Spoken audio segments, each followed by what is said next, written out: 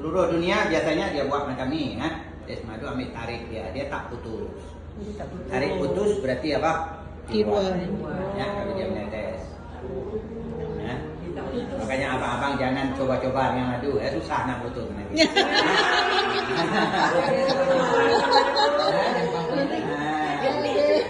Kita belajar sambil senang-senang ya. Tak payah terlalu serius belajar tu baru mudah ingat ya. Kalau belajar terlalu serius nanti apa? Mudah lupa. Keluar dari bilik dah lupa.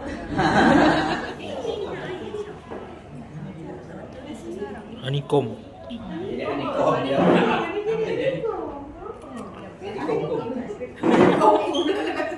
Dia madu kita minum dia sudu ya satu kali ni. Dia madu kita nak apa? Amal ya. Nabi suruh amal, ada tulis.